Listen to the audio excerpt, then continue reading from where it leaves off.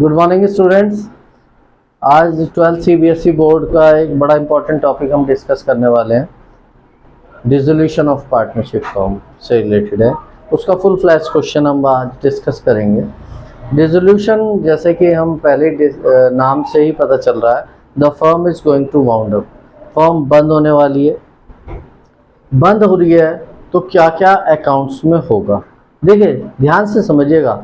Firm अपना operation बंद कर रही है, बिजनेस बंद कर रही है, और अब फर्म क्या करेगी, अपनी एसेट्स को तो सेल आउट करेगी, उससे पैसा आएगा और जितनी लायबिलिटीज हैं उन्हें पे करेगी।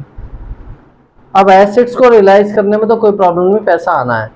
अब जो पे करेंगे लायबिलिटीज को, उसका एक सीक्वेंस है। सबसे पहले आउटसाइडर लायबिलिटीज को पे किया जाएगा, बाहर वालों को पे किया जाएगा। बाहर वाले कौन होते हैं? बैंक का लोन हो या थर्ड पार्टी लोन हो, पार्टनर्स के अलावा किसी का लोन हो, सबसे पहले उन्हें पे किया जाएगा। सेकंड पर पार्टनर का लोन अगर किसी का है, किसी पार्टनर ने फर्म को लोन दे रखा है, उसको पे किया जाएगा। और थर्ड में लास्ट पार्टनर्स के कैपिटल अकाउंट सेटल किए जाएंगे। पार्टनर्स का जो कैपिटल अकाउंट बैलेंस आएगा उनको पे कर दिया जाएगा।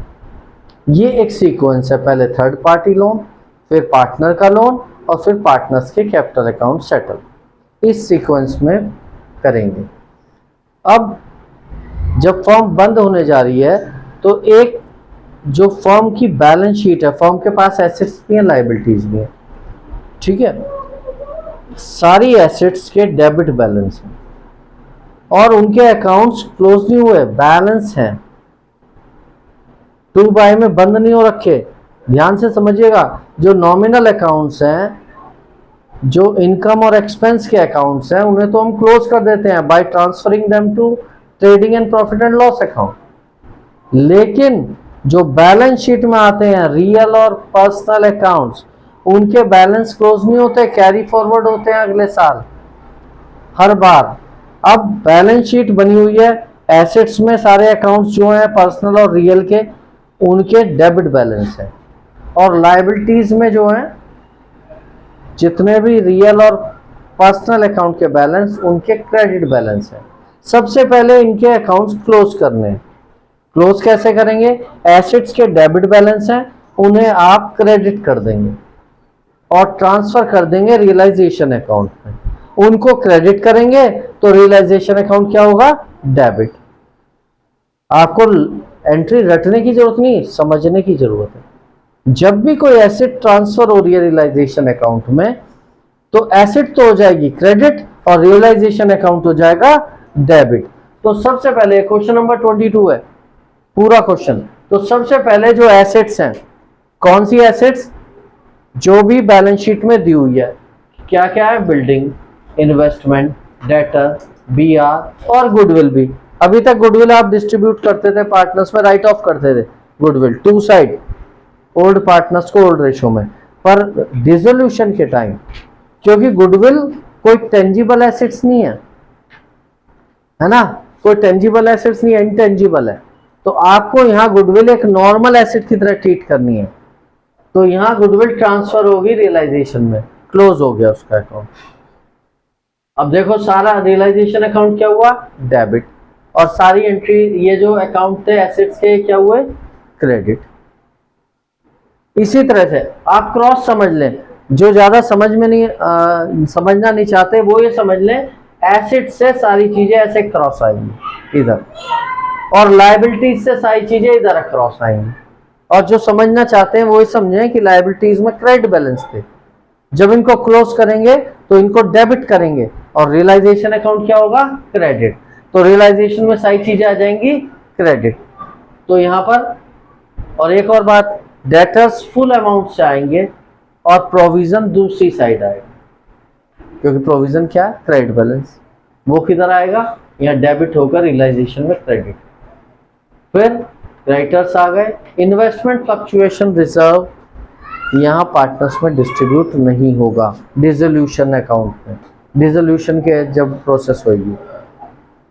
इन्वेस्टमेंट फ्लक्चुएशन रिजर्व के अगेंस्ट एसेट्स है, इन्वेस्टमेंट हैं, और जिस रिजर्व के अगेंस्ट एसेट्स है, जैसे डेटर्स के अगेंस्ट कौन सा है, प्रोविजन फॉर डाउटफुल डेट्स, इसके अगेंस्ट भी है। तो इनको ट्रांसफर करना है आपको रियलाइजेशन अकाउंट में और इनको पे ऑफ नहीं करना, ठीक है।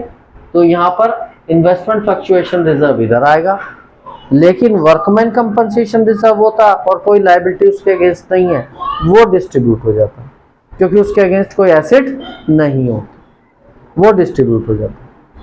लेकिन इन्वेस्टमेंट फ्लक्चुएशन रिजर्व के अगेंस्ट एसेट्स है, इसलिए डिस्ट्रीब्यूट नहीं होगा, ये ट्रांसफर होगा रियलाइजेशन में क्रेडिट साइड।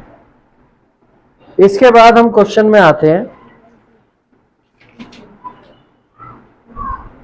एडजस्टमेंट में, ठीक है। अब एक बात और समझ लीजिए, पार्टनर्स के capital account, current account, bank account, ठीक है, ये सभी रियलाइजेशन में ट्रांसफर नहीं होंगे। ये बहुत अच्छी तरह से आप समझ लें, ना तो पार्टनर के कैपिटल अकाउंट, ना करंट अकाउंट, ना कैश अकाउंट, ना बैंक, ये ट्रांसफर नहीं। और जितनी भी एक्यूमुलेटेड रिजर्व्स हैं, जैसे जनरल रिजर्व, वो पहले की तरह पार्टनर्स में डिस्ट्रीब्यूट होगा। प्रॉफिट एंड लॉस का बैलेंस हो, पहले की तरह पार्टनर्स में डिस्ट्रीब्यूट होगा। Advertisement, suspense, deferred revenue expenditure, अगर वो हैं, वो भी राइट ऑफ होंगे to side partners capital account, उसे भी यहाँ ट्रांसफर नहीं करना, ठीक। उसके बाद आगे आते हैं, इसकी एडजस्टमेंट दी हुई है, जरा सा एडजस्टमेंट इसकी समझ लें। फर्स्ट है, Pradeep agreed to pay of his wives loan. Pradeep अपनी वाइफ का लोन पे कर रहा है। जब भी कोई पार्टनर कोई लायबिलिटी पे करेगा तो उसका कैपिटल, क्योंकि फर्म को पे करनी थी, तो उसका कैपिटल अकाउंट बढ़ा देंगे, क्रेडिट कर देंगे। तो यहाँ उसका कैपिटल अकाउंट क्रेडिट करेंगे तो रियलाइजेशन क्या होगा, डेबिट। तो यहाँ पर आ जाएगा टू प्रदीप कैपिटल अकाउंट, उसकी वाइफ का लोन पे किया उसने 40,000, ठीक है।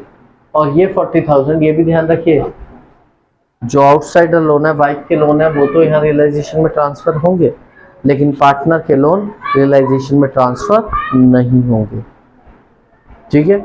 उसने वाइफ का लोन पे कर दिया, वो आ गया। उसके बाद half of the debtors realise 12,000, debtors half, आधे 12,000 में रियलाइज हुए, तो बाय बैंक डेटर्स 12,000। और इसके बाद वो कहते हैं remaining debtors were used to pay off 25% of the creditors, बाकी बचे हुए डेटर्स, ठीक है, आधे डेटर्स थे 34,000 के, 17,000 वाले आधे तो रियलाइज हुए 12,000 में, और बाकी बचे हुए 17,000 वो 25% क्रेडिटर्स को पे करने में यूज हुए। क्रेडिटर्स हैं 80,000 के, इसका 25% 20,000 पे करने हैं उन डेटर्स से, ठीक है। और जब भी किसी लायबिलिटी को किसी एसेट से पे करते हैं तो उसकी एंट्री भी नहीं आती। तो इस डेटर्स जो हम क्रेडिटर्स को पे करने में यूज कर रहे हैं, इसकी भी एंट्री नहीं आएगी। इसके बाद अब क्रेडिटर्स को कितने पैसे दिए जाएंगे, क्रेडिटर्स आएगा 60,000 के, 60,000 के, क्योंकि 80,000 के थे क्रेडिटर्स और 25% हमने डेटर्स से पे कर दिए। 60,000 के क्रेडिटर्स हमारे बचे, और उन क्रेडिटर्स में भी क्या हुआ, इसका आप ई पॉइंट पढ़ेंगे तो remaining creditors were to be paid after 2 months, they were paid immediately at 10% पर एनम डिस्काउंट। उन क्रेडिटर्स को कब पे करना था, 2 महीने बाद, लेकिन फॉर्म बंद हो रही है, हम कब पे कर रहे हैं, अभी, और अभी पे कर रहे हैं तो उन्होंने हमें डिस्काउंट दे दिया, कितना, 10%, और 2 महीने के लिए। तो डिस्काउंट कितना आ जाएगा, 60,000 का 10% और 2 महीने का डिस्काउंट मिला 1,000। तो 60,000 वाले डेटर्स को 1,000 लेस पे करेंगे तो पेमेंट कितनी आएगी टू बैंक क्रेडिटर्स को, 59,000। इसे अच्छी तरह से समझ लें सभी स्टूडेंट, ठीक है। इसके बाद नेक्स्ट पॉइंट, इस investment were sold to Rajesh for 27,000।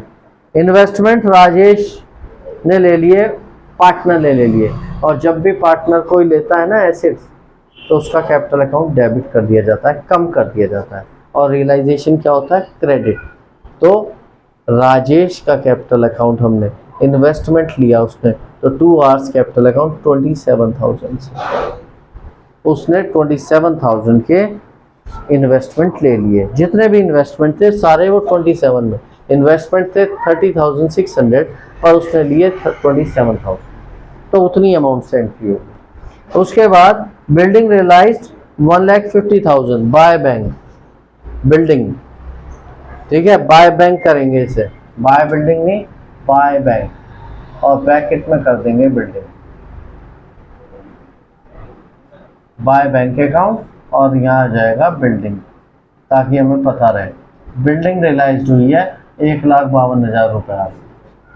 जब भी पैसा आता है बैंक अकाउंट डेबिट, ठीक है। नेक्स्ट है रिमेनिंग क्रेडिटर्स वर टू, ये हो चुका point. Bill receivable were settled at A loss of 1,400, bill receivable 1400 के लॉस में सेटल हुए हैं। बी आर हमारे हैं 37,400 के, और 1400 कम में यानी कि 36,000 में हमारे बिल रिसीवेबल सेटल। उसके बाद रियलाइजेशन एक्सपेंस है 2,500, तो टू बैंक एक्सपेंसेस 2,500। और इस क्वेश्चन में ये भी क्या हुआ कि प्रदीप को रियलाइजेशन की सारी रिस्पॉन्सिबिलिटी दी गई, उसके लिए उसे कमीशन दिया गया 1,000, तो उसका कैपिटल अकाउंट क्रेडिट कर देंगे, बढ़ा देंगे, और फर्म के लिए लॉस है, रियलाइजेशन अकाउंट डेबिट होगा। एक और ध्यान से समझिएगा, एंट्रीज में प्रॉब्लम आती है। अगर इन क्वेश्चंस की एंट्रीज आ जाए, रियलाइजेशन की सारी एंट्री कह दे एंट्री करो, तो बच्चे ये तो कर लेते हैं पर एंट्री में प्रॉब्लम आती है। बिल्कुल घबराने की बात नहीं, एंट्रीज बहुत इजी है। जब आपने सारी एसेट्स लायबिलिटी रियलाइजेशन में ट्रांसफर कर दी, अब अगर कोई एसेट्स रियलाइज्ड होती है, बिकती है, तो पैसा आएगा, पर क्या एंट्री होनी चाहिए, बैंक अकाउंट डेबिट। अब टू वो एसेट्स नहीं आएगी, क्यों, क्योंकि एसेट्स तो अकाउंट खत्म हो गया उसका, रियलाइजेशन में आ गई, तो bank account debit to realisation. देखिए यही एंट्री बन रही है, ये डेटर्स रियलाइज हुए, bank account debit to realisation, ये बिल्डिंग रियलाइज हुई, देखिए bank account debit to realisation, bank account debit हो, रियलाइजेशन क्रेडिट होगा। अगर किसी लायबिलिटी को पे करते हैं तो टू बैंक करते हैं, ठीक है ना। मान लीजिए हमने क्रेडिटर्स को पे किया, जनरली हम एंट्री बनाते थे creditors account debit to bank, अब क्रेडिटर्स ट्रांसफर हो गए सारे रियलाइजेशन में, तो अब एंट्री क्या बनेगी, realisation account debit to bank, और फिर हमें टोटल कर देना, लास्ट में टोटल किया, बैलेंस किया, प्रॉफिट आया 30,500 का, पार्टनर्स में उनके ओल्ड रेशो में डिस्ट्रीब्यूट कर दिया। Thank you so much.